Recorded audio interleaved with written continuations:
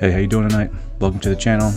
Tonight I'm going to be talking about Yellowstone Season 4, Episode 7. So let's go ahead and get into this. This was actually a pretty damn good episode. So first off, it opens up with a nice montage, music, and we see Jimmy on the Sixes ranch working. Finally, we see him out and, just doing regular shit, rounding up cattle and that type of stuff. And it had a really great song. I liked the song that was playing. And then after the opening credits roll, we come back to Jimmy, and he's working, and his trainer, I guess, I got to look up the guy's name. I keep forgetting to look him up. But his trainer gets a phone call, and he says that it's the doc, and he tells Jamie that he needs to go in to see the doc at the ranch. So Jimmy takes off to head on back.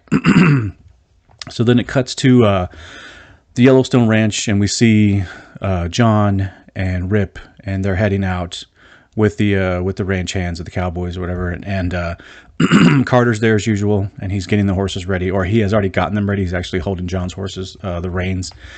And, John mentions to him that he needs to figure out a way to apologize to Beth. Now, you know how I feel about this. I don't like this story. The thing between Beth and Carter, I think, is dumb. And another thing that I want to mention too is we have seen Rip, John, repeatedly tell Carter or talk about Carter and how he's pissed Beth off and how he's on Beth's bad side and how he needs to figure out how to apologize or whatever. It's just been a lot of rinse and repeat. So this was something that when I heard it, and when John said what he said, it was like, here we go again. Okay, Beth's mad at you. We get it. And Carter has a decent response. He says that ship's already sailed, and he calls him sir. Again, it's nice to see Carter get some screen time. So then we cut to, we see Monica. We're at Kayce and Monica's house, and she's just getting up around in the morning, and she's like in a bathrobe, and she starts kind of panicking because she calls for Tate and he doesn't respond. And she kind of jogs around the house a little bit, and she goes out. She runs outside actually to see where he's at, and then we see he's over in the field with Kayce and the dog, and they're doing some, they're tracking. There were some deer tracks that they were looking at. So it was a nice scene. It was a nice scene between, she's happy to see that Tate's doing good, and Tate seems to be doing really well. We see him with Kayce, and he seems to be doing much better, and he's having fun. So then we cut to the next scene. So Beth's, she's at her and Rip's place, which is, I forgot what they call it, but it's like a cabin that's on the ranch. And he comes up and he's holding flowers. So Beth has to be Beth. She makes a smart ass comment about the flowers and how it's not a man, or he's that type of man who doesn't want to say he's sorry. He just wants to let flowers do the talking.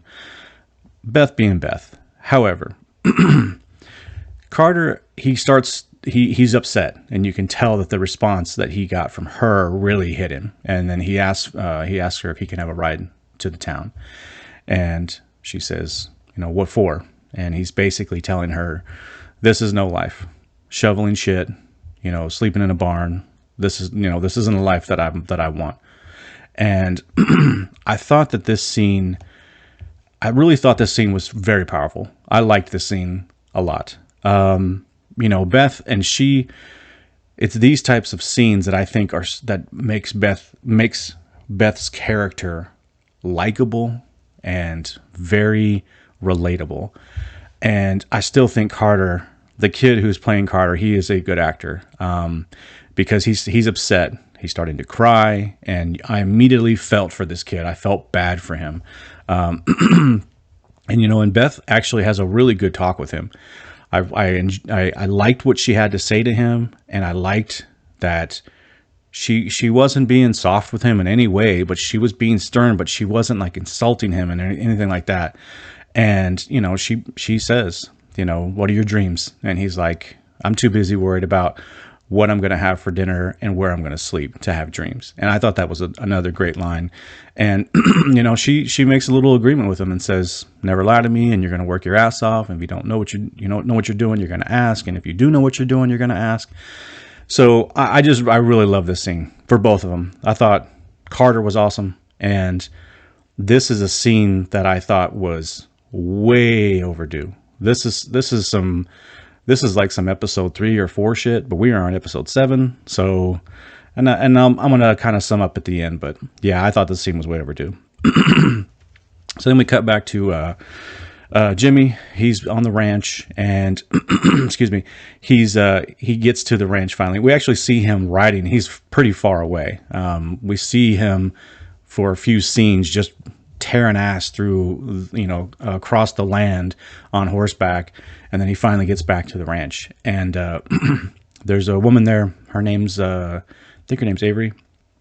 Very pretty, and obviously, you could tell, like the way she smiles at him, you could tell there's going to be something going on. But it's actually a funny scene because she takes him inside, and he has no idea where he's at, and he's there to help her retrieve the reproduction fluid from the horse, from the male horses, because obviously they breed them. And it was a really funny scene. It was funny. I mean, Jimmy, and this looked real. I don't know if it was real, but this looked like a real scene. And Jimmy, like the actor who plays him, he genuinely looked like uncomfortable. So I thought it was a funny scene. Jimmy's being Jimmy, he's always got that look on his face where he's like, I don't know, like he's dumb, just like deer in the headlights, but he's got a good soul. He's a good person. He just wants a chance, but it was a funny scene. All right. And we cut to, so we see, Jamie, he's playing with his son, on his land or his property. He's like in the yard. I mean, it's huge property. I think it's like, what do you say? Like 100 acres or some shit like that, 1,000 acres, whatever. And, Garrett and, Christina, that's her name. So Christina and Jamie were the ones, they were together, and I believe it was season 1. They were dating, and she left him. Particularly, she left him because of his loyalty to the Dutton Ranch. So Christina and Garrett are on the porch watching Jamie, and they have it was a decent conversation. Garrett has a little scene about raising kids, and decent discussion there. And then he actually wants a favor from Christina. He wants her to help Jamie make a run at the governor spot. So pretty good. It was a nice little twist. I was like, okay, this is finally moving along a little bit. The only thing that bothers me about this is so Jamie and Christina's son, the age of like the son is like, he looks like he's like 1 to like 12 to 18 months. We haven't seen him. I don't think he can walk. So he may be even younger than that, but it just was like, it's really weird because the show, this is obviously 2020 came along. So there was a delay, but the show has been running for 5 years. We're on the 4th season. They were together, I believe. I could be wrong. I have been wrong before, but I believe they were together in season 1.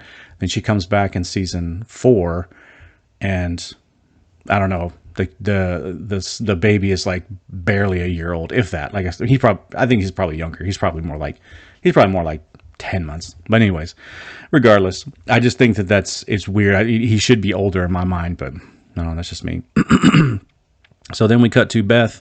She's showing up at her new job at Market Equities, and it's kind of annoying opening scene. Just more her being her. She fires her assistant. She's insulting people as usual. But then she heads to a meeting. It's like her first meeting, and she walks in, and it's Ellis, and they're in a boardroom, and they're going over the Park City. So it's the airport and I guess the city. I didn't catch this before, but they're calling it Park City, the town that they want to build, the resort town. And it was interesting because Beth seemed genuinely surprised. And again, it was a good scene because her character just sort of storms through everything, any obstacle that gets in her way. Nothing seems to bother her or shake her up or whatever. She just, bombs going off in her face, and I don't know. She genuinely looked surprised, and Ellis kind of, he says something to her in regards to where's your loyalty at, and she for once didn't have the final last smart ass comment. So it was a good scene because she has no hurdles to overcome. She has no obstacles. Her arc has just been basically a linear line of her just moving through and just being tough. So, and it's going to be, I'm curious to see where this goes, because now she is working for them. We're finally seeing this actually happen. So I'm curious to where this is going to go. So we get back to the Yellowstone, and we get we get another little montage, but it's the cowboys working. Not bad, not a bad montage. I kind of liked it. So John and Rip are talking. They're on horseback, and the cowboys are working, whatever. And they're talking about how the boys, meaning Lloyd and Walker, and Rip says, they were pretty tired and beat up, so I'm gonna give them a few days to sleep it off. And then as they're saying this, Walker comes out looking like shit. He's all beat up, as he should be. And he says, "Where do you want me?" And so, he's back to work, which I thought was cool. And as they're talking, we see Teeter. She's leaned up against the fence watching, and she calls over to John and says, "Sir, can I have a word?" And then she, so it's kind of funny because the way Teeter speaks, some people have trouble understanding her. When she first came on the show, man, she always had a mouthful of chew, and the way she talked, she always made me laugh, regardless of some people might think it was annoying. I thought she was funny, and they make a crack about how John can't understand her. So she comes over, and she literally has her hat in her hand, and she's genuinely emotional, and she pleads her case to John about why she should be allowed to stay at the Yellowstone. And she brings up how the Walker Lloyd thing had nothing to do with her, and it had nothing to do with Laramie. That was just an excuse for them to fight. She talks about how hard she works. Rip vouches for her, says she's not lying. And then John kind of calls her out a little bit, and says, "So you weren't messing around with anybody in the bunkhouse?" And she's honest about it. She's like, "I was never told that I couldn't." And so that kind of ends the conversation for John. He just, her basically admitting that she's messing around with somebody in the bunkhouse, he just kind of rides away. And she calls out to him, and she says, "Hey," and she pulls her shirt down and shows the brand, and she's like, "I'm scarred for life, and this is supposed to be family. This is supposed to be permanent." And John, that brings him back, and he tells her to wait a second. He says, "Go over to the side and wait." And John, and then we find out, and I didn't catch this, and it was kind of a nice surprise, because John didn't know about the brand, which makes sense. And Rip explains to him, he's not happy about it. He's like, "Why the hell didn't I know?" basically. And Rip is telling him, like, that happened the night before you basically got shot. It's like you basically all got wiped out. So he got shot, Beth got blown up, Kayce got attacked. So it was interesting because it made sense, and I actually didn't even realize. I thought John knew this whole time. So then John, he doesn't really say anything. He just kind of rides away, but you can tell he kind of grins, and Rip knows. So then Rip calls her back over, and she comes over, and he asks her where her stuff is and where her gear is, and she says, "Everything I own's in the back of my truck." And he says, "Just go get it." And she's, very emotional. She comes over real quick. He's on horseback, and she reaches up and gives him a quick hug, and then she steps back and says, "I'm sorry, sir, but thank you."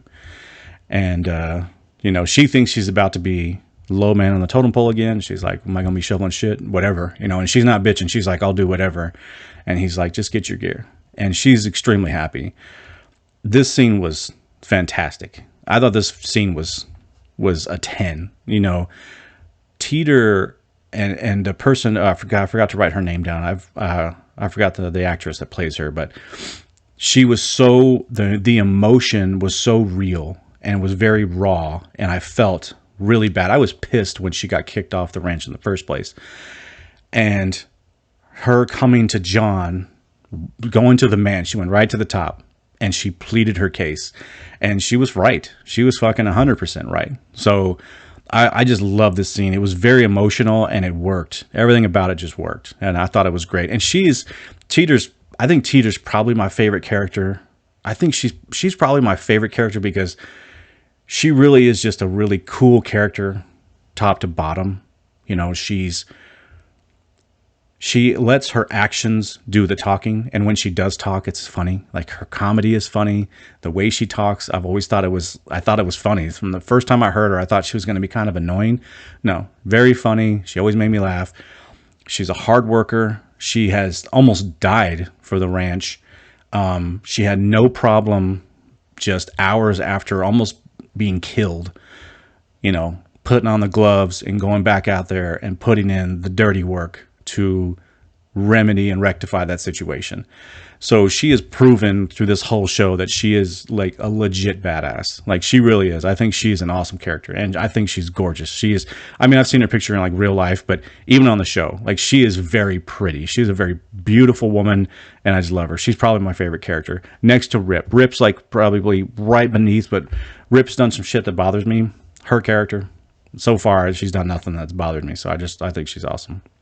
And she's not even near as prominent as character as like Rip or Beth or anything like that, but she's still just, her character just kind of stuck to me. It's like, I just instantly liked her.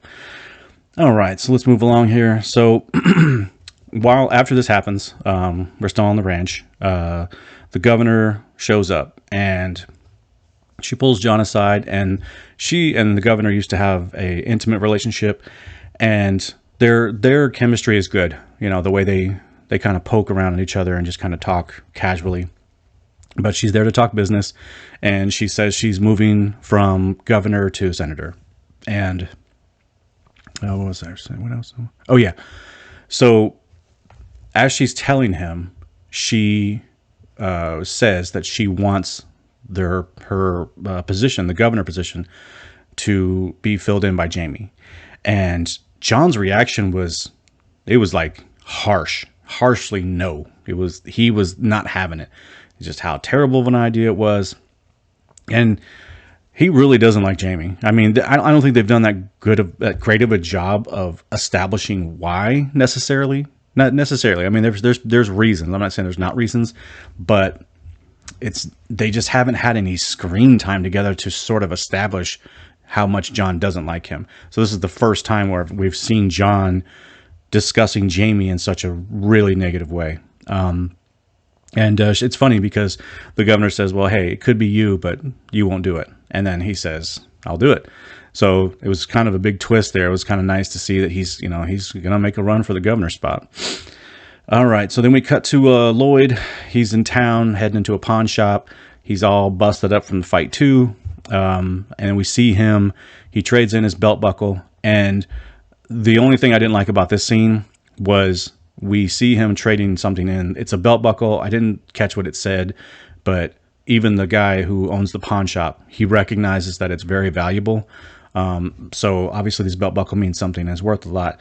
But when he first walks in, the camera is through Lloyd's eyes, and he sort of pans around the room, and the camera his eyes hit some guitars, and then he looks down, there's guns, and then the camera really focuses in on these guns that are underneath the counter.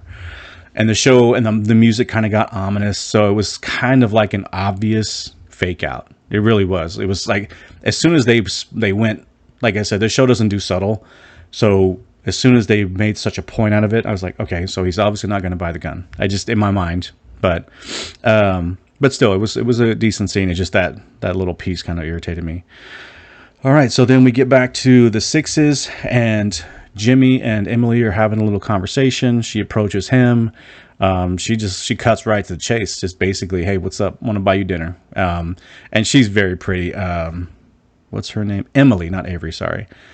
Yeah, Emily. So she says, like, let me buy you dinner. And they already kind of have a nice little chemistry. Just those two little scenes. It looks like it's going to work in terms of them being on screen together. But Jimmy says no. Says, I'll buy you dinner. And I really thought that was a good scene. It was cool. It was a nice little scene, very organic, wasn't wooden at all. And obviously, we know that Mia left the Yellowstone what, 2 episodes ago when Walker got stabbed. I think it was when it was. So my guess is that she is on her way down to Texas right now, to the Sixes ranch. Jimmy and Emily are going to get a thing going, and she's going to show up. That's where I think this is going. If I had to predict anything, but she dumped him. We know that she still was in love with him, and we know that he still was, feeling for her too. It was mutual, but she dumped him, so they're not a thing. It's not like he's cheating on her. But I think that's where we're going with this. All right, so then we see Beth driving through town, and she's in front of. She drives by this like fur coat store, and Summer is out there with her little band of protesters, and they're doing the whole fur is murder chant. And she pulls in and talks to her, and this was I thought was a good scene between Summer and Beth. Beth lectures her a little bit about how her protest is weak and how it's not changing anything, and she gives really good reason as to why it's not a good thing, like why she's accomplishing nothing. And it was interesting because Beth had a plan. She was talking to her, putting down her cause, and then when Summer's kind of just about to back away and go back to her thing, she calls her, Beth continues on about and just dumps all the information about the airport, about Park City, about the ecosystem being destroyed. So she's getting her, got her interest piqued immediately, as an environmentalist and who is an activist the way that Summer is. This is very fertile ground for her to protest and cause problems. So Beth, she's making a move to sabotage market equities and Park City, the whole thing. So this is a plan, which I think it's good. I think it's nice. I think this was another good scene. I was totally cool with this. Okay, so then we cut to Mo and Kayce. They're with Casey's dog, and they're doing some tracking. They're on horseback, and I thought this was a good scene. I really did. And it was very simple. And I wish the show would do more scenes like this. Just more characters talking to each other and connecting, So they're talking about Casey's dog, and Mo's asking about his name, and he says, I just call him Dog. And Mo says, hey, I do the same thing. And he says, except I say it in Lakota, and which is the native language, Native American language. And listen, I'm Native American. I say Indian. So, that's, you can't say that. You can't say I'm doing anything wrong because I am Native American. It's in my blood. So, he says, I say it in Lakota, and it's the Indian language. And then he asks him how to say dog. Kayce asks Mo, how do you say dog? And he says Shunka. And it was really cool. Kayce asks him, hey, you mind if I call my dog that? And Mo's like, it's your dog. You have the right to call him whatever you want. And Kayce calls out to his dog. He says, Shunka. And the dog stops and turns around and acknowledges him. And it was a cool scene. And it was a nice little bonding moment between Mo and Kayce after that stupid scene where Kayce shows up and he's like, Mo makes that comment about the badge and the white man and all that stuff. It was like that scene just did not need to exist. And this was such a good scene because we see them working together. We see them, bonding over something so simple, and I thought it was good. All right. So then right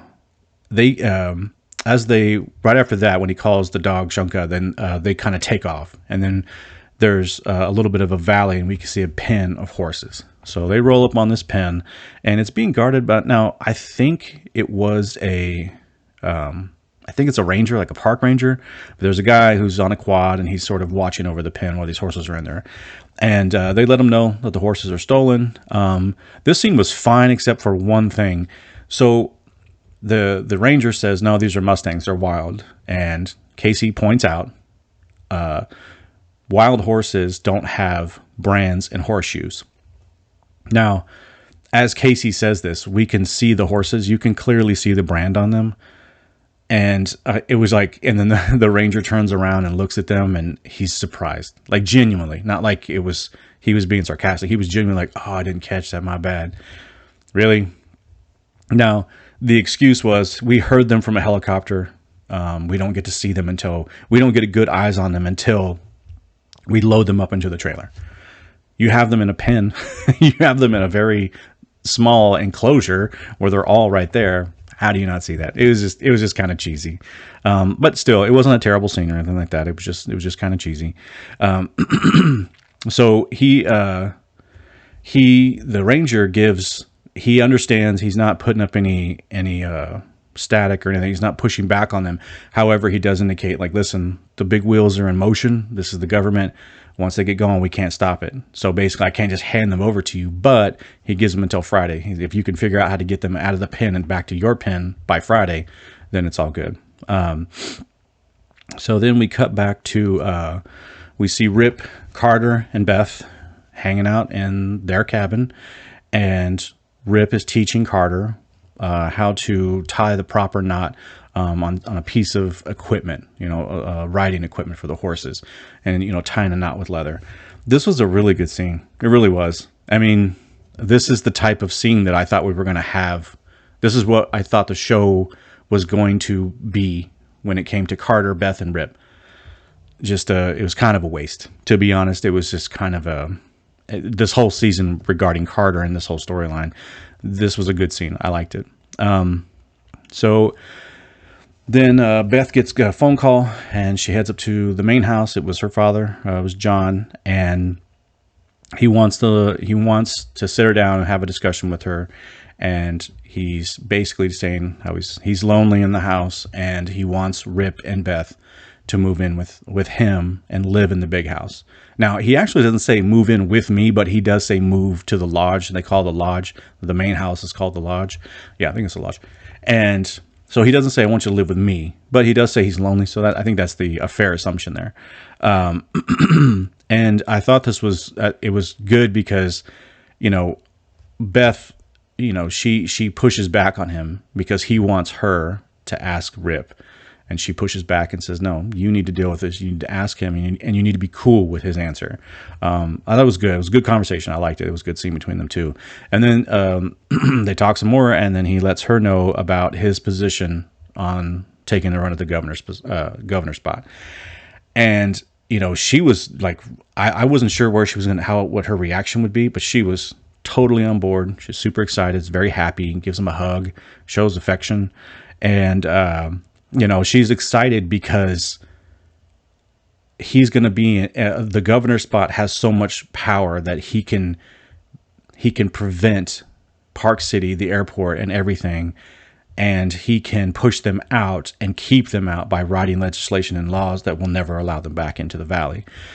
So good. This was a good scene. I'm not saying this is a bad scene. I like the scene. This was a strong scene between these two characters. I think these two do great on the show together. It just doesn't make sense how much Beth talks about selling off the ranch after John is gone.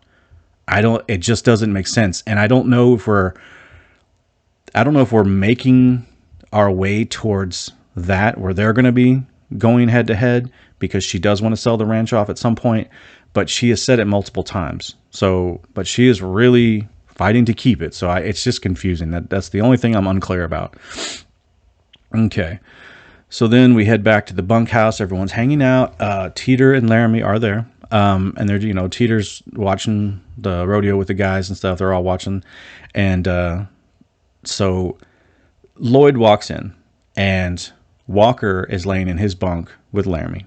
And real quick, so I don't know why Laramie was there.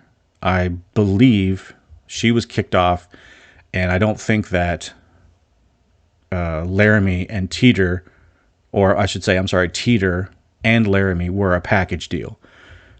It was Teeter made her bid to stay, rightfully so, in the ranch, or I'm saying on the ranch in the bunkhouse. So I'm not sure now. Again, maybe maybe she's just there hanging out, and then she's going to leave. But I was surprised to see her there. But Lloyd comes in, and they tried to do a little fake out. The camera stays up high, and we don't see what's in his hands until he walks right up to Walker, and he walks right up to him, and he hands him a guitar. And it was I liked that. I liked the scene. I really did. this whole thing that's been happening between these two is just, I'm just tired of it. It's just, I'm so over that shit. And I thought this was a really powerful scene for Lloyd, because he, as Walker is opening the guitar case, before he opens it, he says, I don't know shit about him, but the guy at the store said this was a good one. And when Lloyd is opening the case, it's kind of a tense little moment, and Lloyd looks genuinely concerned of whether or not Walker is going to accept this offering, this peace offering. And when, Walker looks at it and he makes a funny line saying this is a hell of a lot better than that one you smashed up.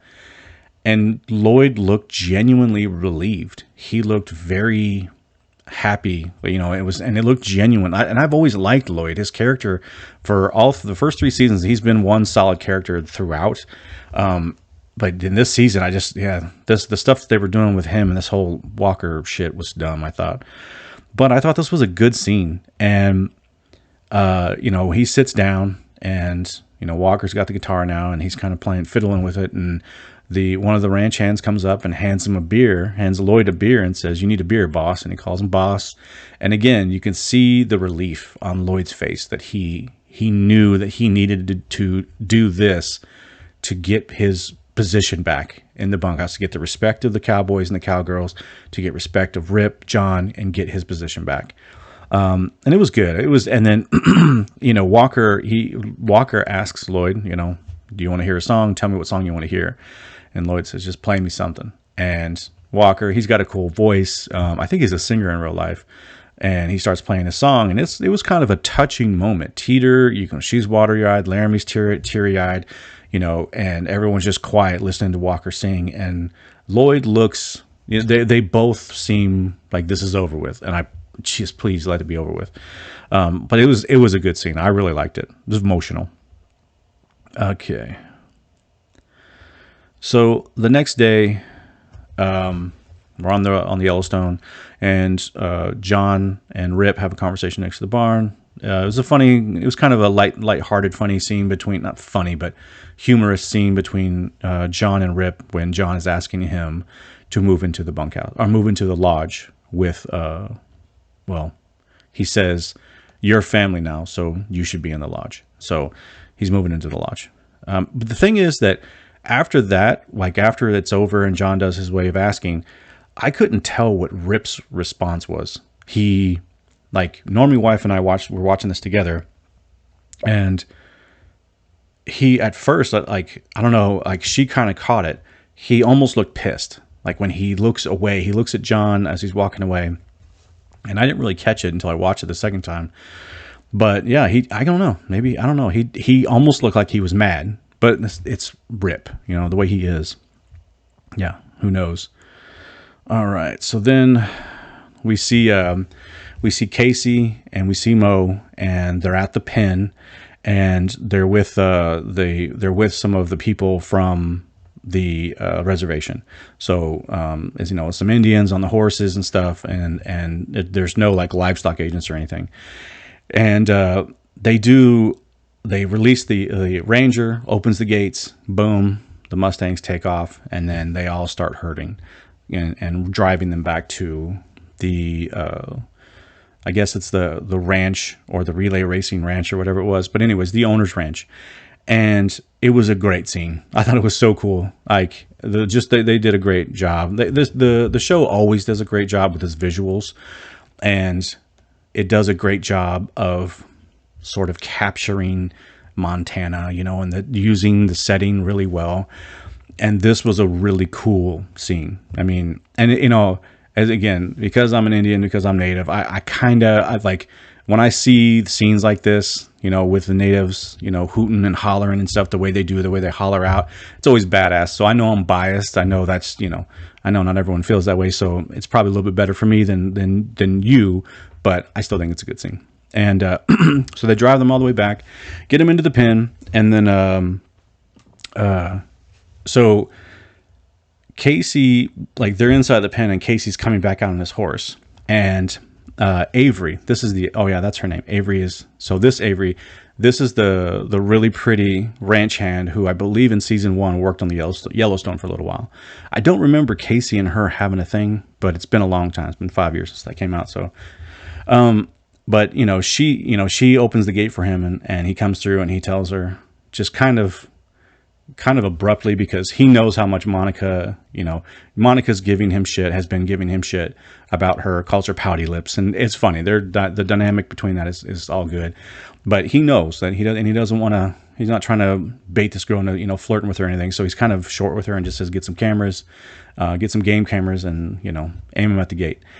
And you can tell that Avery's disappointed, and so he rides away and goes up to his trailer, and Rainwater is there, and which we really haven't seen a lot of Rainwater this season, and which is unfortunate because I think his character is a good character.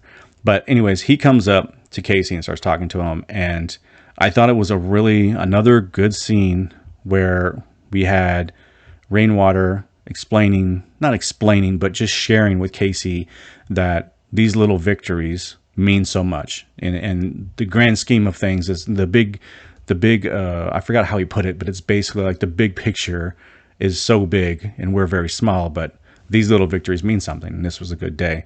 Thought it was awesome. That was just the way he said it he said it way better than I just did. But so he actually makes a point. He makes a point to say that he needs to watch out for Avery, because the way she's looking at him, it's going to be trouble.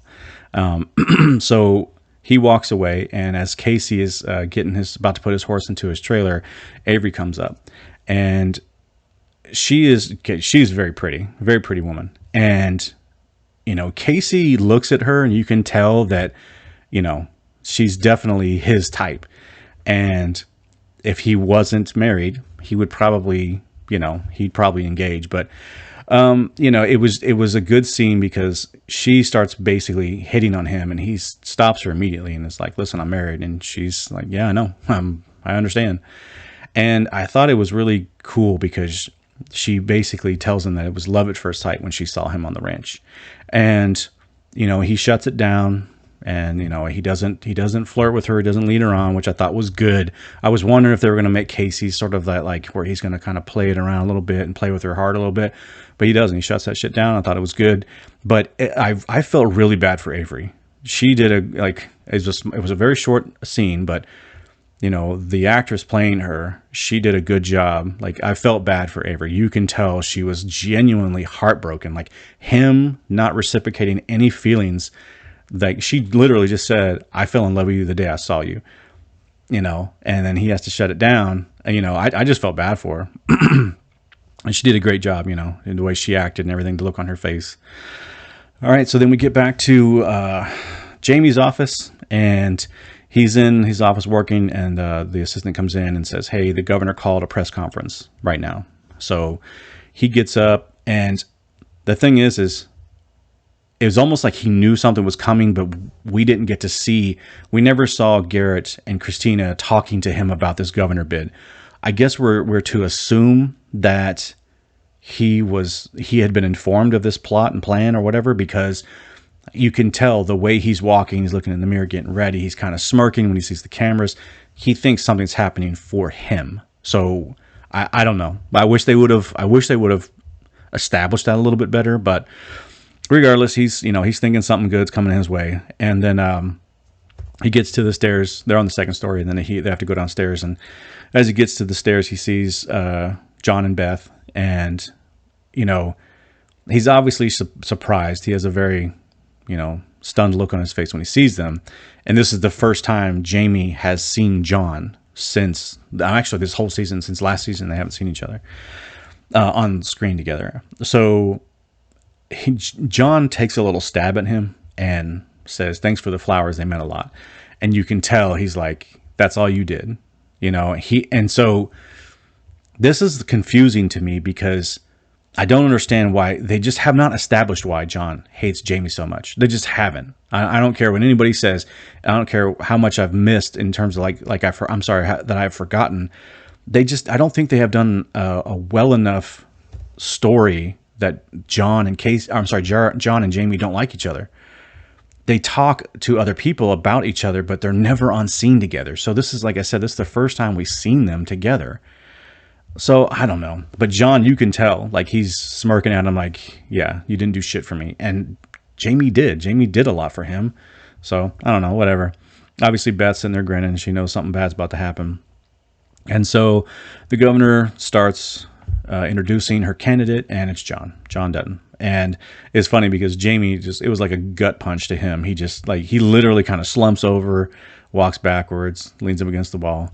You can tell he's like distraught. And Beth whispers some shit in his ear, whatever. I don't remember what it was. And it's a good scene. And I'm wondering and I'm hoping, like, to salvage Jamie as any sort of character. Okay, he's a villain now. That's fine.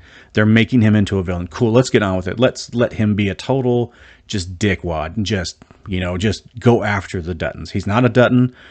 John makes a very obvious point to say that when the governor even asks him about giving Jamie the her support for her previous spot.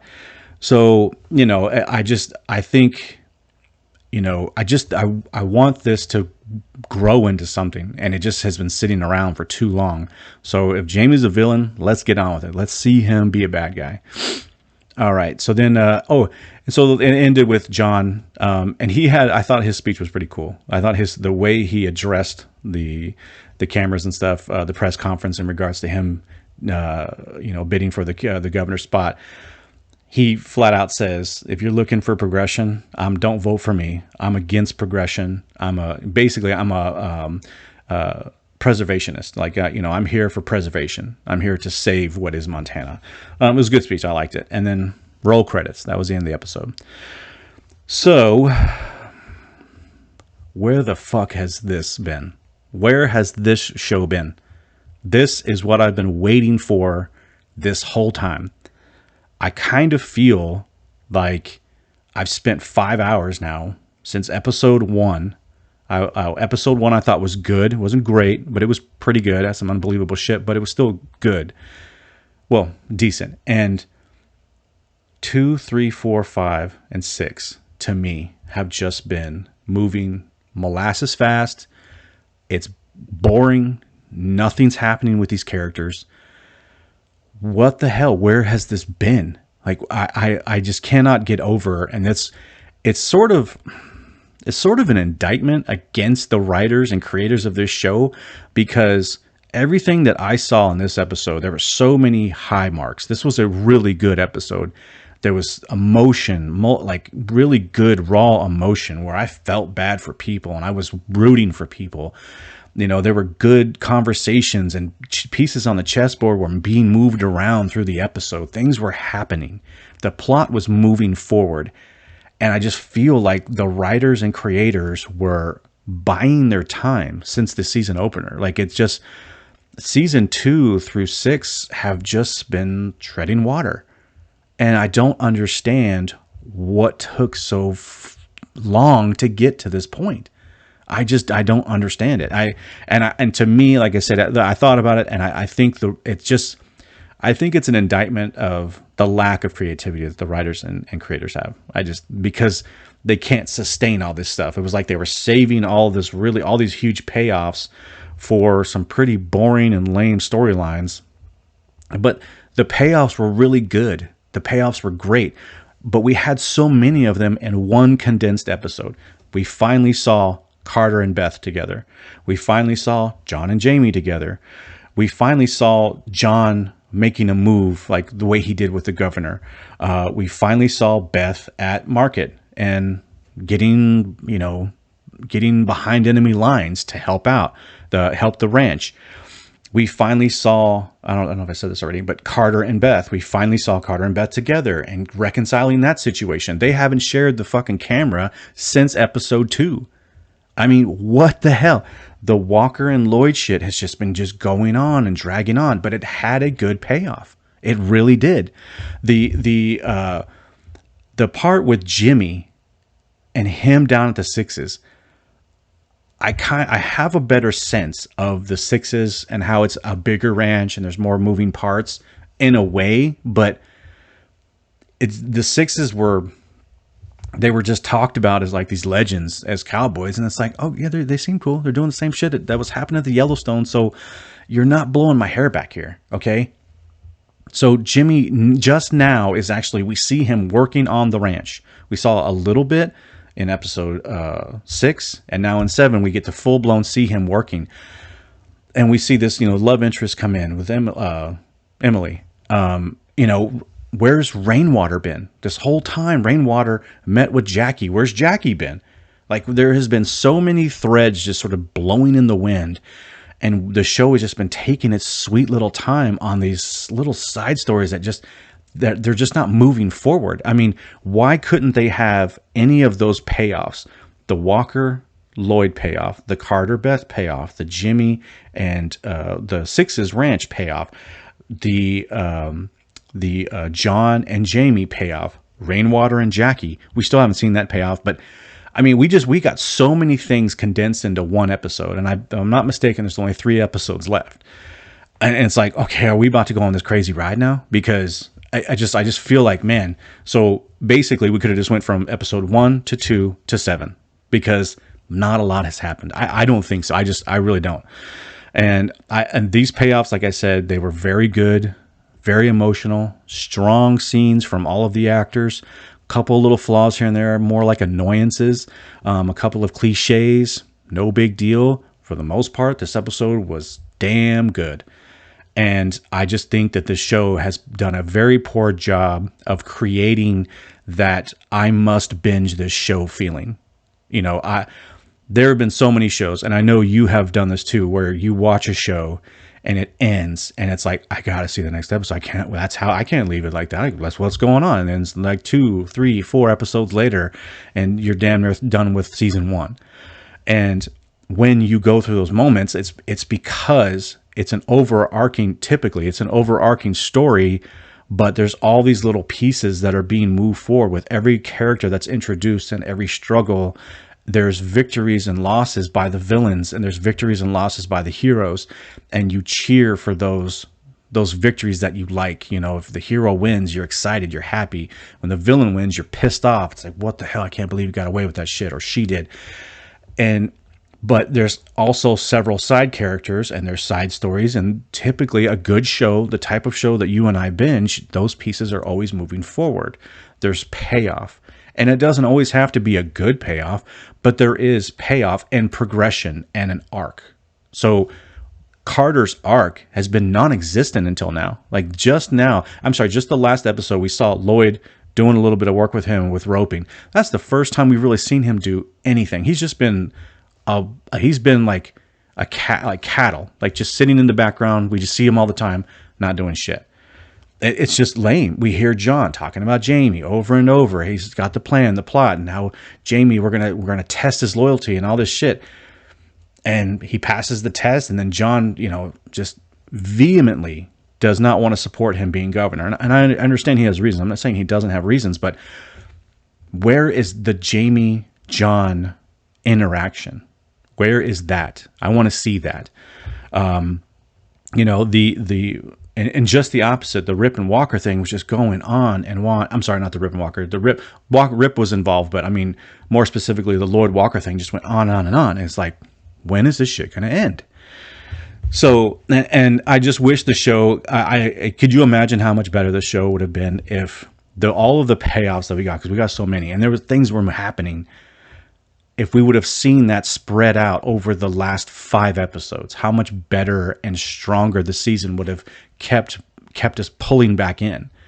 And because, going back to like the type of stories and shows that, you and I would like to binge, this show, so for me, because I'm watching on Amazon, it comes out on Mondays. And sometimes I watch it on Tuesday, sometimes I watch it on Thursday and Friday. I know my reviews of them haven't been consistent. My schedule's been a little crazy lately, and I've been been pulled in a lot of different directions. But for the most part, when shows that I really like, I can't wait to watch the next one. I'm watching it as soon as I possibly can, and I'm watching it when I feel like it. I'm just like, oh yeah, let's check out Yellowstone, let's see what's happening.